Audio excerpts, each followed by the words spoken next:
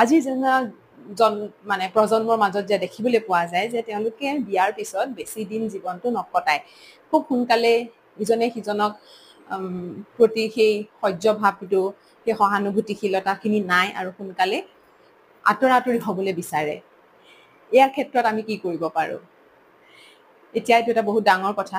আমি এজন সমাজ হিচাপে সকলোৱে আমি সেই কথাৰ আচলতে মন দিব লগা হৈছে। এই ক্ষেত্ৰত মই এইখিনিয়ে কওঁ যে আমি যেনেকে এখন বিয়া বুলি কোৱাৰ লগে লগে আমি নতুন কথা কিছুমানো কিন্তু আজিকালি শিকিছোঁ।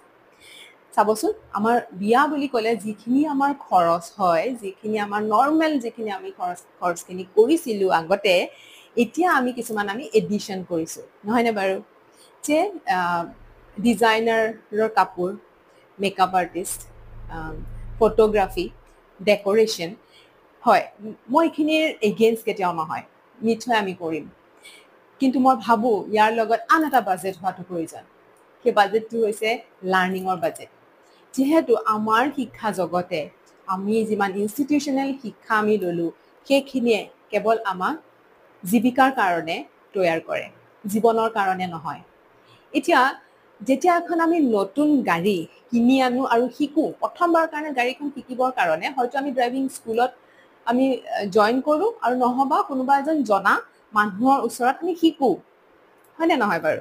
তাৰপিছতহে আমি গাড়ীখন চলাবলৈ লওঁ। কিন্তু এই জীৱন যে দুজন বেলেগ বেলেগ এনভাইৰনমেণ্টৰ পৰা অহা, বেলেগ বেলেগ সংস্কৃতিৰ পৰা কেতিয়াবা অহা, বেলেগ বেলেগ আপব্ৰিঙিঙৰ পৰা অহা, বেলেগ বেলেগ এডুকেশ্যনৰ পৰা অহা, বেলেগ বেলেগ অভিজ্ঞতাৰ পৰা অহা আৰু বেলেগ বেলেগ বিলিফ ছিষ্টেমৰ পৰা অহা দুজন মানুহ একেলগ হৈ জীৱনটো চলাবলৈ আৰম্ভ কৰে। আৰু তাৰ বাবে আমাৰ কোনো ধৰণৰ শিক্ষা নাই। সেইটোতো জাষ্টিছ হোৱা নাই, হয়নে নহয় বাৰু? আপোনাৰ মতামতখিনি এই ক্ষেত্ৰত জনাব। গতিকে মই কওঁ যে এনেকুৱা বহুত কাউন্সিলৰ আছে যে আপোনাক এটা দিশ দেখাই দিব যে জীৱনটো কেনেধৰণে আগবঢ়াই নিব লাগে, আৰু এইখিনি জনাটো বহুত বেছি দৰকাৰ। আচলতে লাৰ্ণিঙেহে আমাক সেই প্ৰব্লেমছবোৰৰ পৰা আমাক আঁতৰাই আনিব পাৰে। লাৰ্ণিং সদায় ইম্পৰ্টেণ্ট। যে আমি যে এই ডিগ্ৰীখিনি ল'লোঁ, সেইখিনিয়ে লাৰ্ণিং, সেইখিনিতে শেষ হৈ নাযায়। আমাৰ জীৱনৰ কাৰণে প্ৰতিদিনাই নতুন নতুন কথা আহি থাকে আৰু সেইকাৰণে লাৰ্ণিঙৰ আমাৰ প্ৰয়োজন হয়। আৰু সদায় নিজকে লাইফ লং লাৰ্ণাৰ হিচাপে ৰাখিবলৈ